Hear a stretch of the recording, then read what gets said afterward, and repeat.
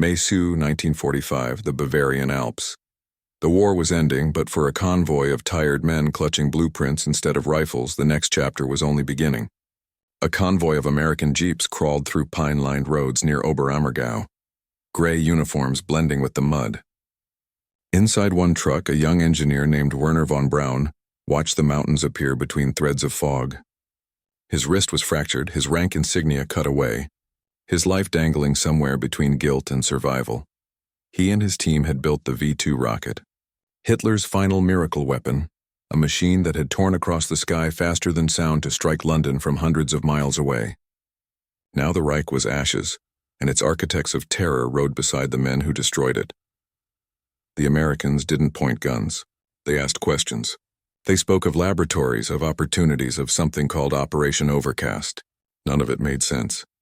The scientists had expected prison, perhaps the gallows. Instead, their captors offered visas. As the trucks descended a mountain road toward a guarded airstrip, von Braun turned to his colleague.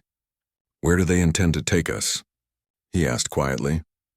A soldier near the cab answered without irony. "Home," he said. "To America." Across the valley, the smoke of ruined Germany rose into a pale morning sky. For the men inside that truck, it was the last breath of one world, and the first of another that would reach all the way to the moon. Europe was overrun by silence in the spring of 1945, the kind that follows catastrophe. Allied armies moved like a tide across the remains of Nazi Germany, uncovering everything the regime had hidden. Concentration camps, secret factories, and bunkers hollowed deep into mountain stone. Yet among the fading echoes of surrender, another quiet race began, not for territory but for minds. From France to Poland, intelligence teams swept through laboratories and archives, searching for the men who had built Hitler's weapons of miracles and nightmares. In the ashes of the Reich, scientists were the last prize worth capturing. The most coveted were those from Peenemünde, a remote Baltic peninsula once stamped top secret Reich Armaments Ministry. It was there that a group of young engineers led by Werner von Braun and Major General Walter Dornberger had turned Hitler's fantasies of vengeance into the V2 rocket, the first human-made object to reach the edge of space. Between 1944 and 1945, over 3,000 of these weapons arced above Europe, killing more than 9,000 people in London and Antwerp, while tens of thousands of forced laborers perished assembling them in the underground hell of Mittelbau-Dora, when American troops seized the V2 facilities near Nordhausen in April 1945. They found crates of blueprints, piles of components, and hundreds of engineers, all frantic to surrender not just their conquests but their expertise. The scientists knew what their work was worth. The war's future had been written in fuel mixtures and aerodynamic equations. They also knew the Soviets were coming. The Red Army, advancing from the east, had its own list of names. Stalin wanted the same technology to rebuild his emerging missile empire. If the Americans represented survival, the Soviets meant disappearance. The German engineers watched the front lines like gamblers studying dice, calculating where capture might mean life instead of oblivion. For U.S. commanders, ideology bent to pragmatism. After years of total war, vengeance could wait. The weapon that had threatened London could now defend Washington. Major General Hugh Nur, deputy to Eisenhower, summarized the new reality in a confidential dispatch. "Our security lies not in punishment but in possession." The Americans launched Operation Alsos, a specialized task force charged with collecting nuclear and rocket research across Europe, followed closely by the T-Forces, technical intelligence units that seized factories and data before rivals could intervene. Their motto: get it all before the Russians do. Within weeks of Germany's unconditional surrender on May 8, 1945, a code-named initiative called Operation Overcast quietly took shape inside the Pentagon. Its purpose was simple: bring select scientists to the United States for temporary interrogation. But temporary would soon become permanent, and interrogation would become employment. Von Braun's team, numbering nearly 120 engineers, surrendered willingly to U.S. custody in Bavaria, carrying trunks of documents and rolls of blueprints hidden in a mine near Oberjoch. They didn't trust fate, only logic. The Americans would recognize the future when they saw it, and they did. When Allied war correspondents covered the Nuremberg trials later that year, jurists prosecuted architects of conquest. Yet at the same moment, in a small camp in Garmisch-Partenkirchen, other architects, men from the same regime, dined under American supervision and awaited transport to New Mexico. The contradiction was deliberate. Punishment may have closed one war, but knowledge would decide the next. The atomic bomb had ended the fight for Europe. The rocket would define the struggle yet to come. Both superpowers understood that whoever mastered the heavens first would control the earth below. Operation Overcast became the first step in that secret pursuit. Its name would change only once. To sound less ominous, Operation Paperclip, a reference to the small metal clips used to fasten classified files to dossiers of men whose pasts would soon be rewritten.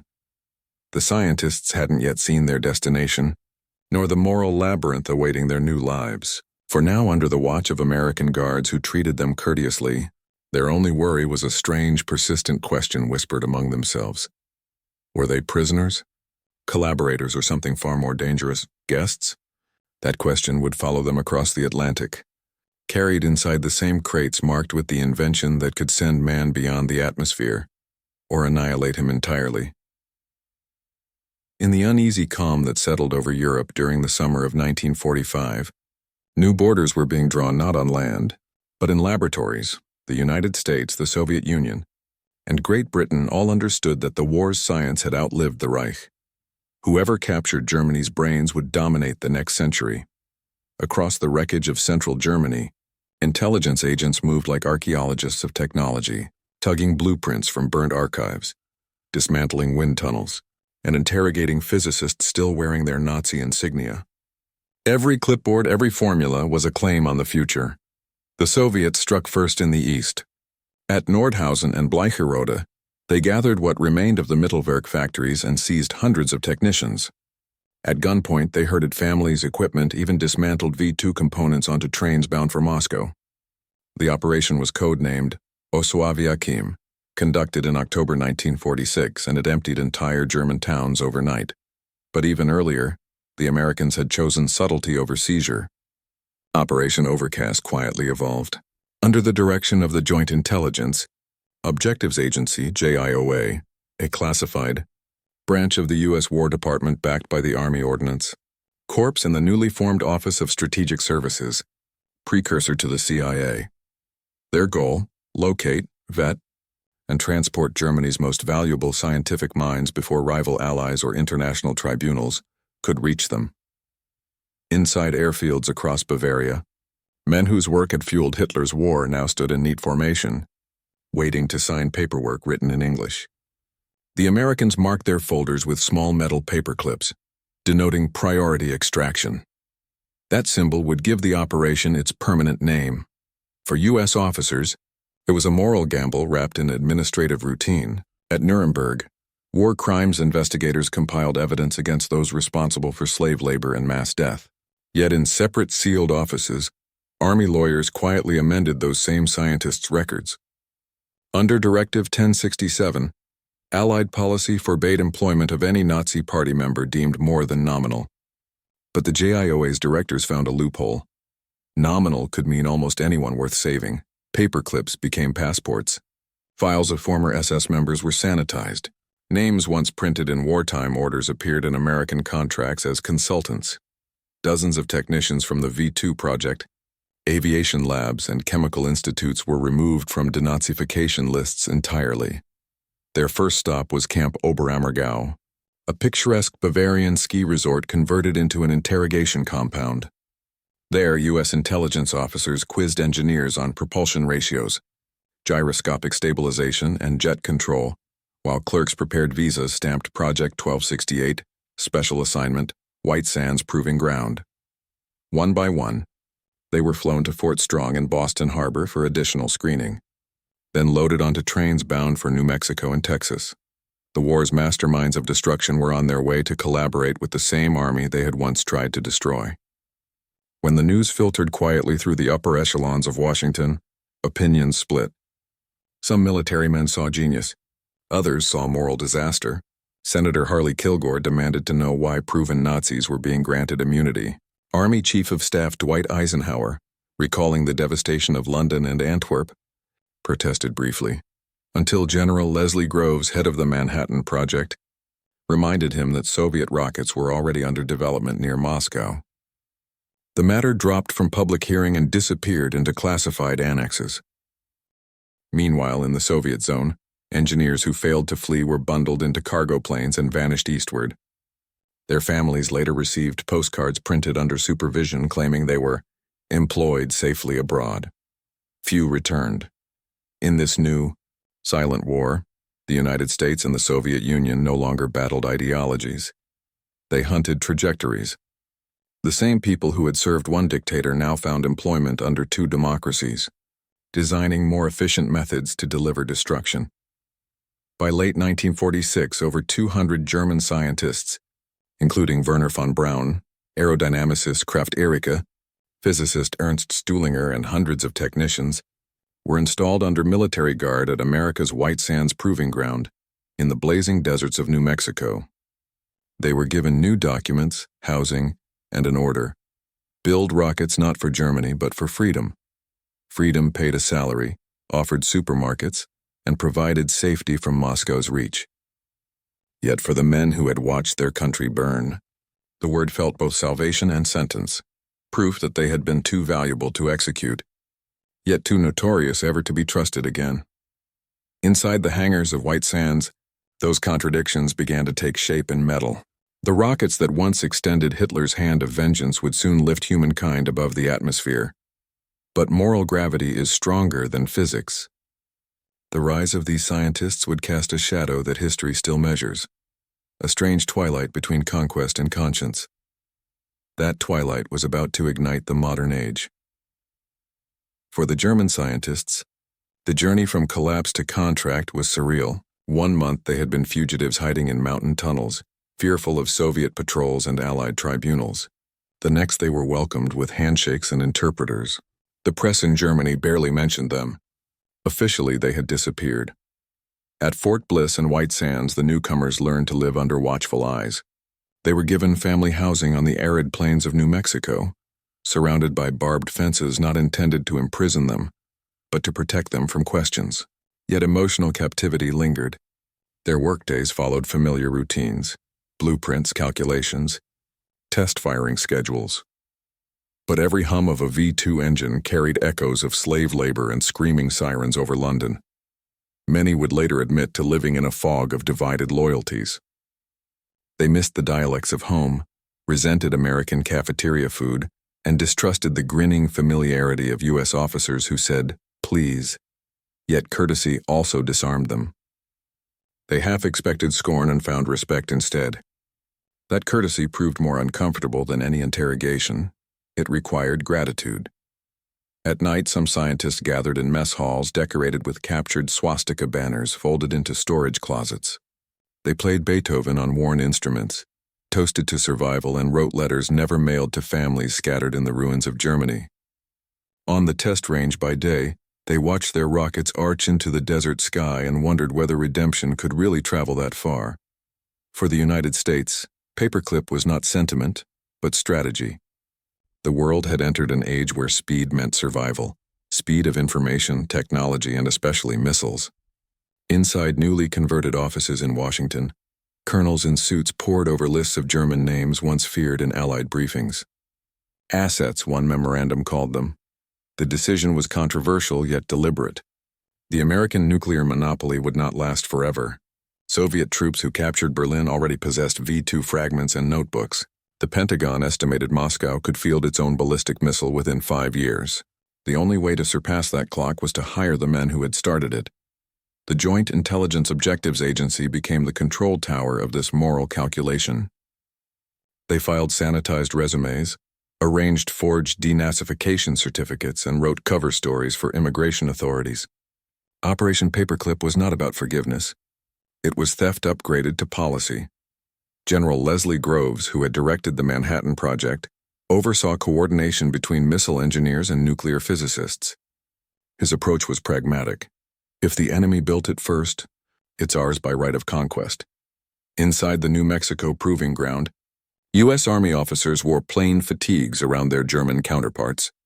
Insisting on informal cooperation, scientists and soldiers united in progress. Yet every report, every notebook, went to Washington under locked bag. America's moral high ground rested on a pragmatic foundation, that the knowledge seized would preserve freedom against communist expansion. The irony went unspoken. Democracy's defense depended on men who had once built engines of dictatorship. The rockets themselves began speaking the new language before their makers did. The first shipment of 100 V2s, dismantled in Germany and reassembled at White Sands, arrived late in 1945. Each stood over 14 meters high. The same missile that had rained destruction on Europe now pointed benignly toward space. Tests were astonishing.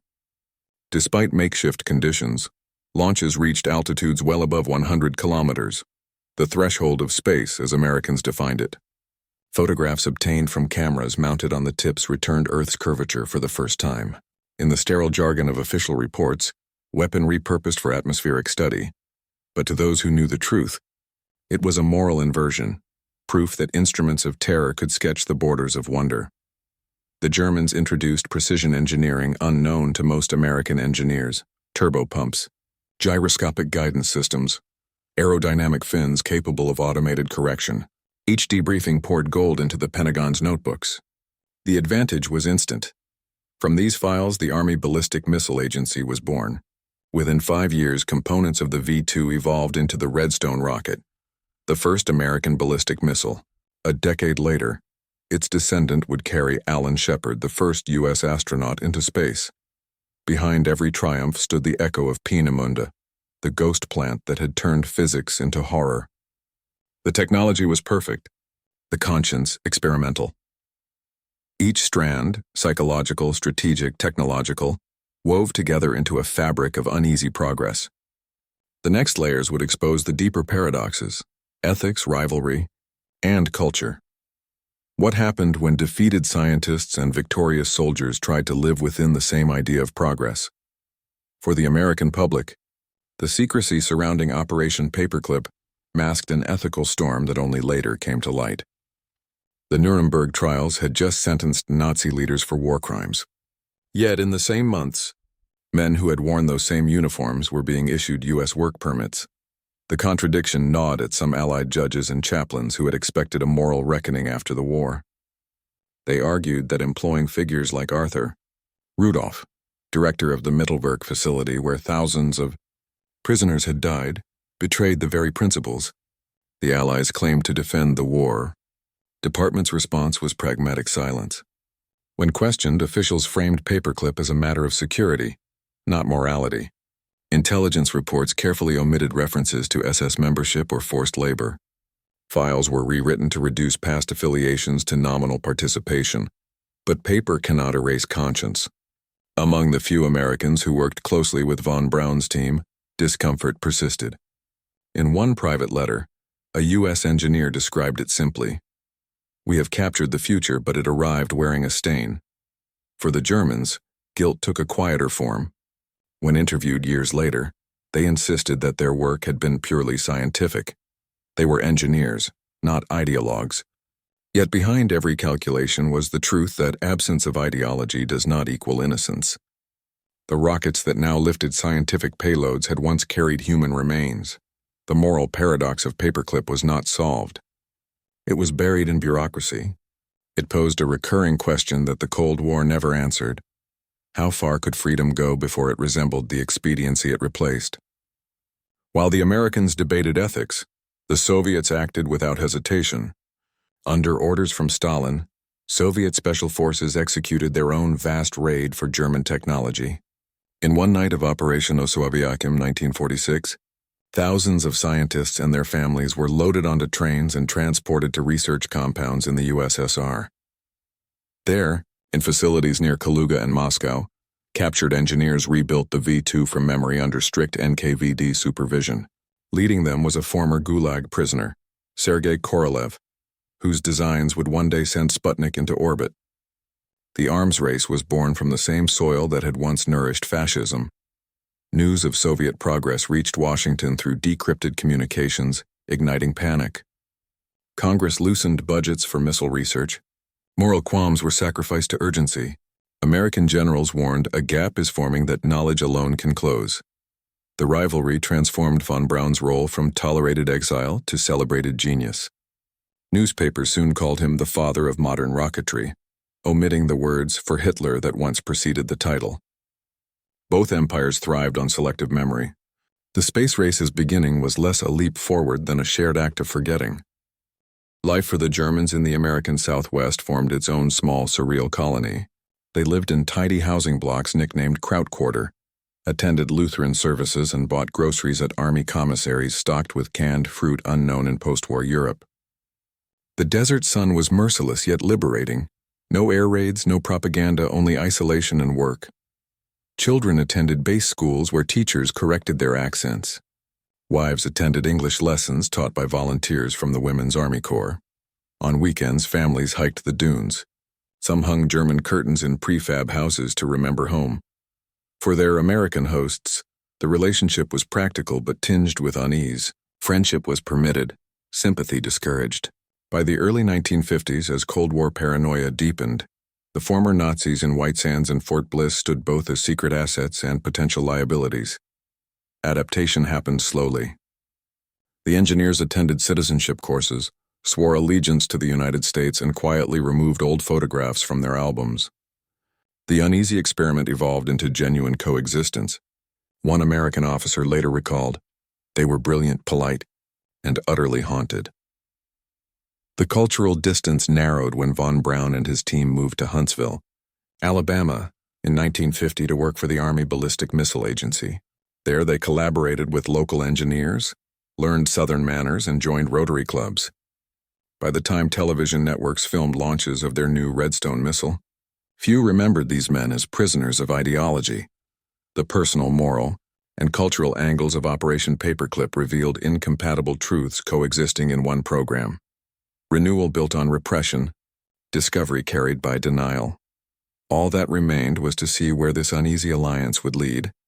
When old weapons were reborn under new flags and former enemies began reaching for the same sky.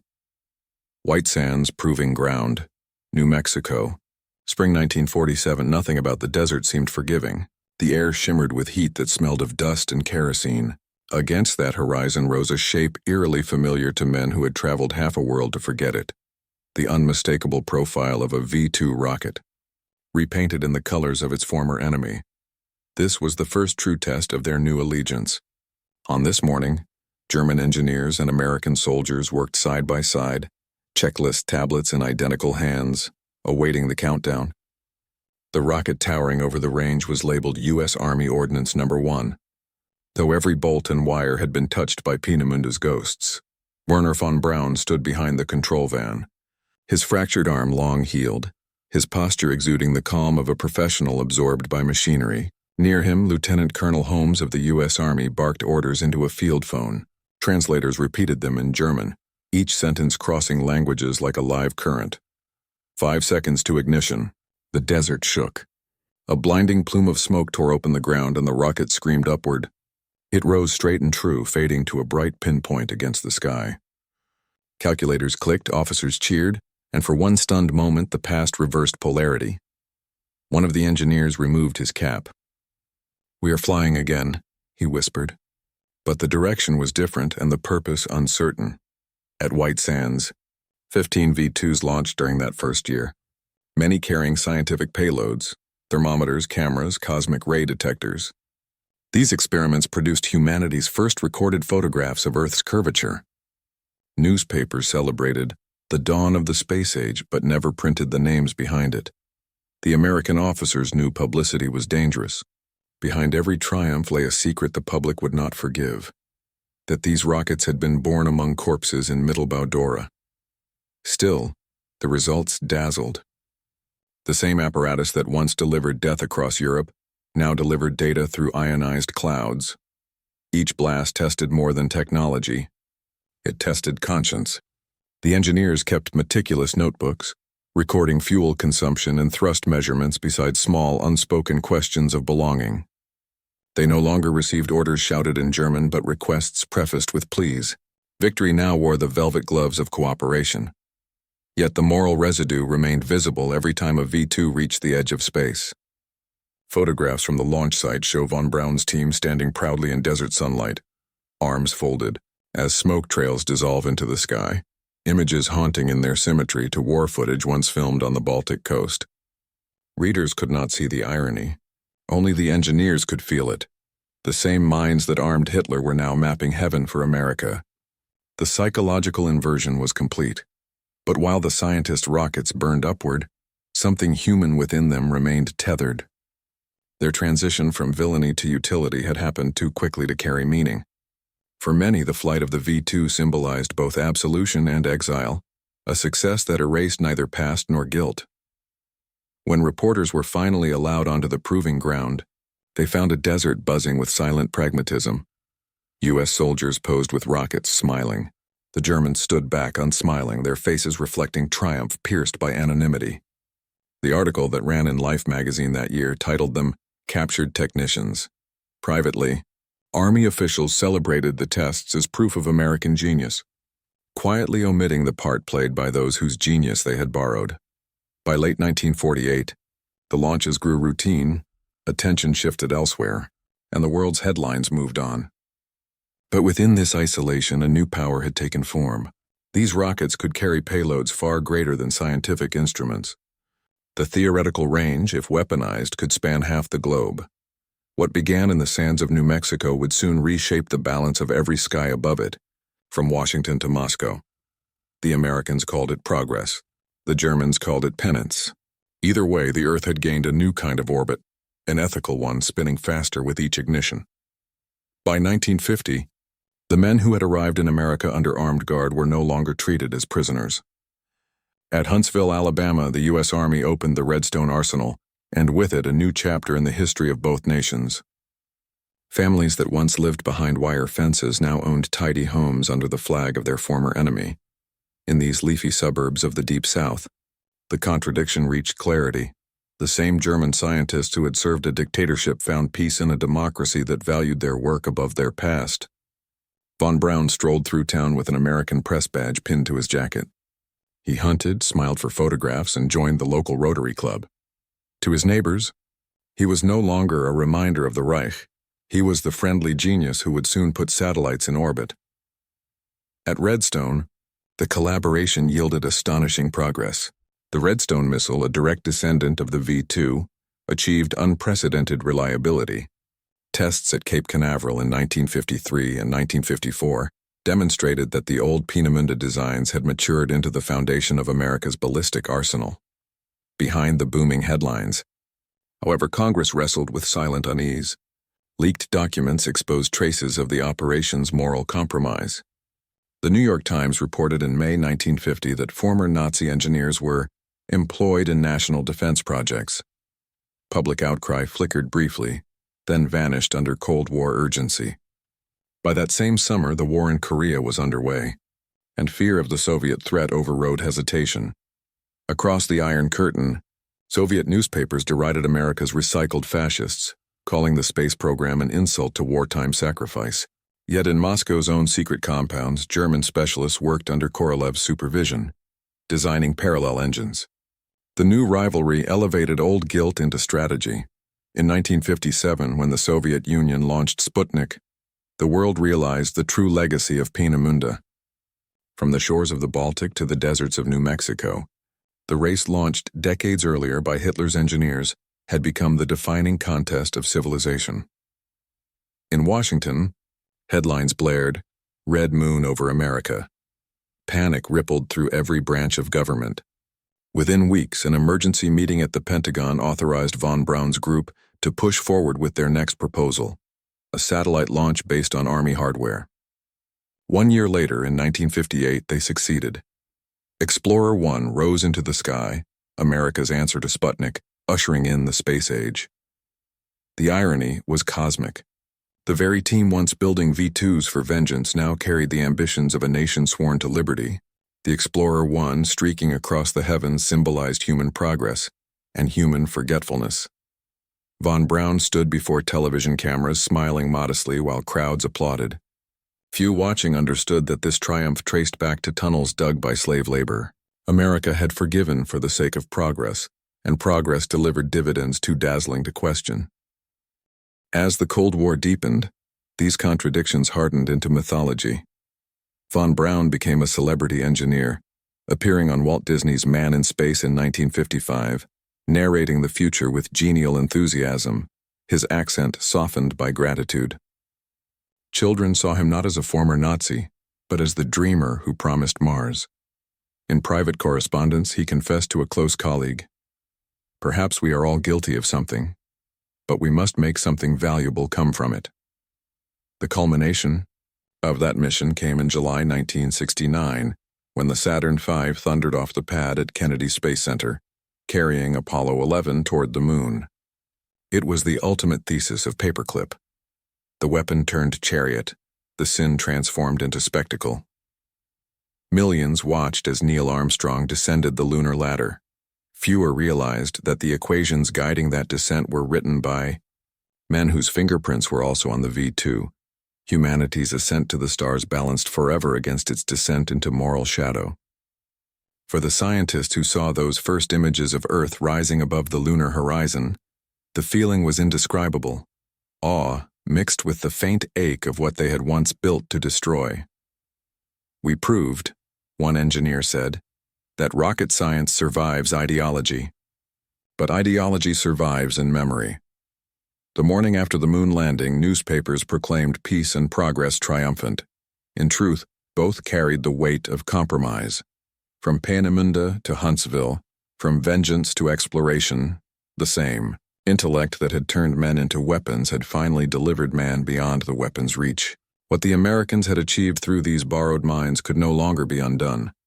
The Cold War's scientific victory was total.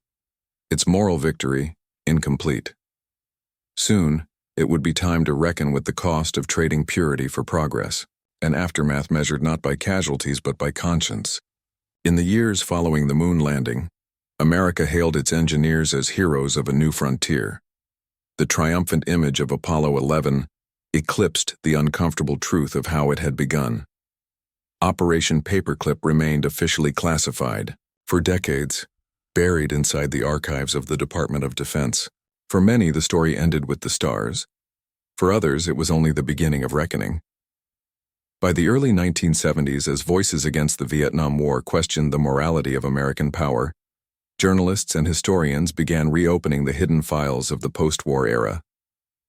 The first wave of declassified documents revealed thousands of pages of personnel records, names, dates, security clearances, and one recurring notation: "Paperclip clearance granted."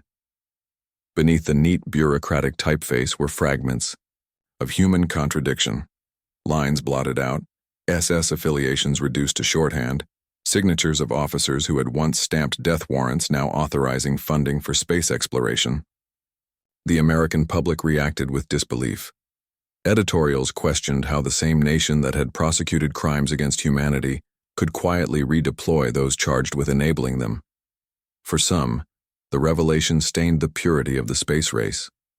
For others, it simply confirmed that the Cold War had rewritten the ethics of victory. In 1977, the U.S. Department of Justice launched formal investigations into former Paperclip scientists suspected of war crime involvement. Among them was Arthur Rudolph, once director of the Mittelwerk facility and later a lead manager on the Saturn V project. When confronted by prosecutors 3 decades after his naturalization, he admitted awareness of forced labor conditions, but claimed he had no authority to interfere. Rather than face trial, Rudolph chose to renounce his U.S. citizenship and return to Germany. The decision reignited debate over collective guilt, how far responsibility stretched across time and borders. For the scientists who remained, recognition came wrapped in discomfort. Awards and honors acknowledged scientific genius, but rarely mentioned origins. Von Braun, the most visible of them all, died in 1977, a year after receiving the National Medal of Science. At his funeral, military officers, former colleagues, and German expatriates stood together in silence. An American flag covered his coffin, while in a small corner someone placed a faded photograph of Peenemünde. History rarely provides clean closures. It prefers full circles. Within academic circles, the ethical legacy of paperclip grew uneasy. Historians debated whether America's technological leap had required moral backsliding. Advocates argued that, without those German engineers, the nation might have lost the space race, and perhaps the Cold War itself, to Soviet expansion. Critics countered that victory purchased through silence is never complete, that every rocket launched carried an invisible passenger, the memory of victims not yet acknowledged. Meanwhile, across the Atlantic, the Eastern Bloc quietly memorialized its own borrowed intellects. Soviet scientists who had originated in Nazi laboratories returned home, decorated as patriots. At international conferences during détente, former enemies found themselves shaking hands over mathematics they had once used to target each other. By the 1980s, the shadow of paperclip stretched beyond geopolitics. It became a case study in academic ethics, military necessity, and the moral costs of modernity. Universities used it as a threshold question. Can truth and utility ever coexist without consequence?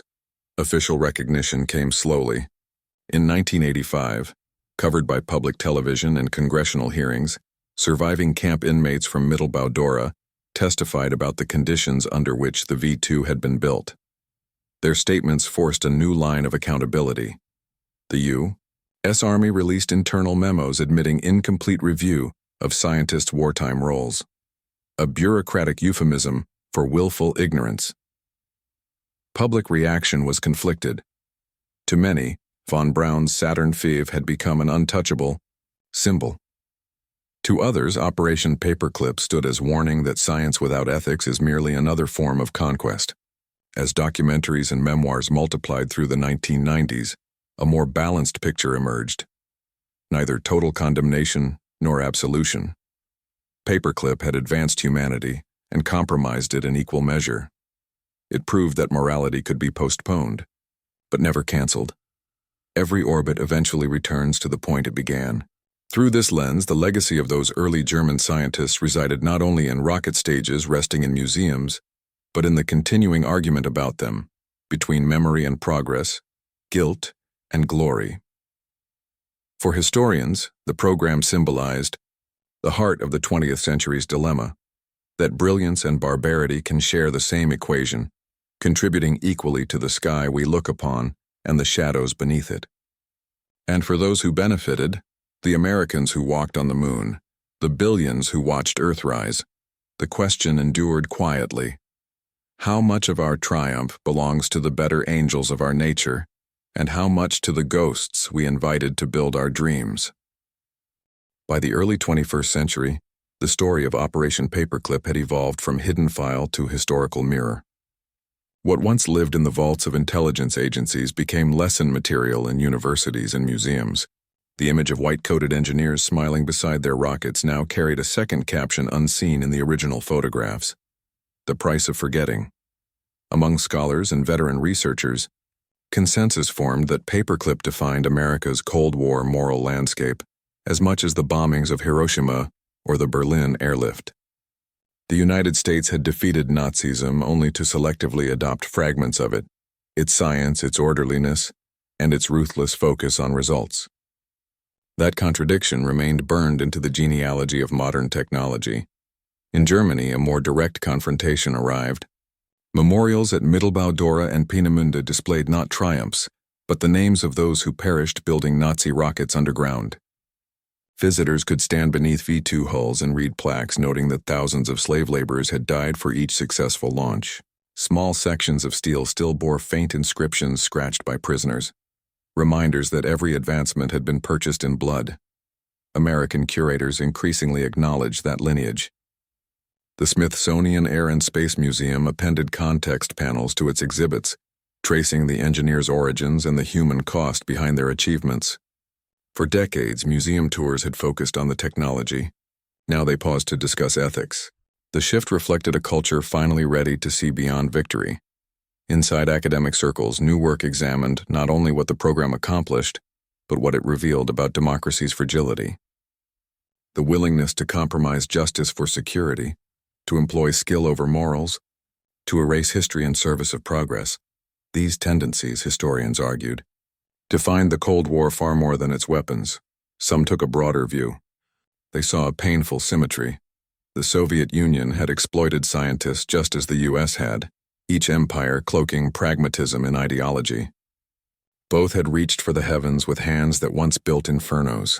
Yet from that rivalry came satellites mapping climate, medicine improved by space research, and the cooperative spirit of the International Space Station, a literal bridge built from opposite sides of the same moral chasm. By the 2010s, surviving family members of those engineers spoke candidly about dual legacies. Children of former paperclip scientists donated private letters showing fathers wrestling with guilt. While celebrating innovation, public recognition shifted tone, less condemnation, more complexity. Documentaries no longer portrayed the Germans merely as rescued villains or redeemed geniuses, but as men suspended between obedience and opportunity. For the US government, the reckoning took a quieter form. In declassified statements, officials admitted that Operation Paperclip had violated both the Roosevelt administration's denazification directive and early United Nations resolutions prohibiting the harboring of war suspects. Yet the confession remained bureaucratic, detached, delivered like logistics. A geopolitical necessity explained, not excused. And still, despite every exposé, the paradox endured. Rocket technology born in darkness had enabled satellites that now watched over the Earth, warning of storms, guiding aircraft, uniting communications. From the same equations forged in the service of tyranny emerged tools that connected millions. Operation Paperclip thus became less a scandal than a symbol, a permanent reminder that progress and morality never march in perfect step. When historians trace the lineage of the modern world's ambitions, the computer guidance of spacecraft, the mapping of distant planets, the scientific cooperation that transcends ideologies, they find its origins not in purity, but in contradiction.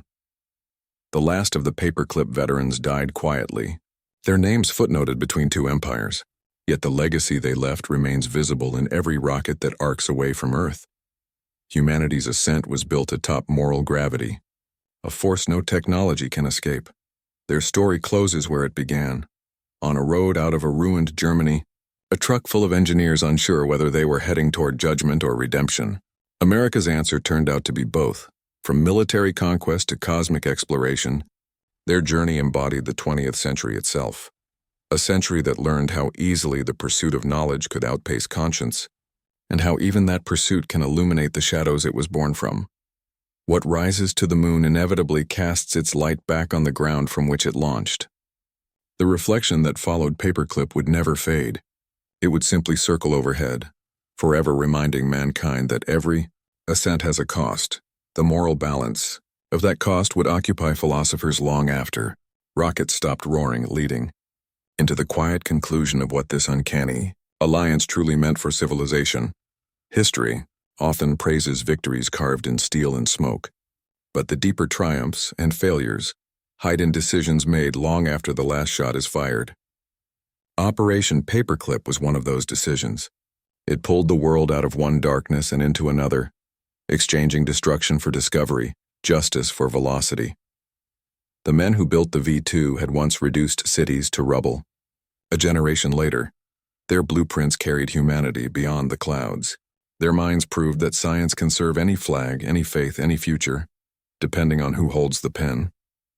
But their journey also revealed something harder to measure, that progress without remembrance risks repeating the worst of itself.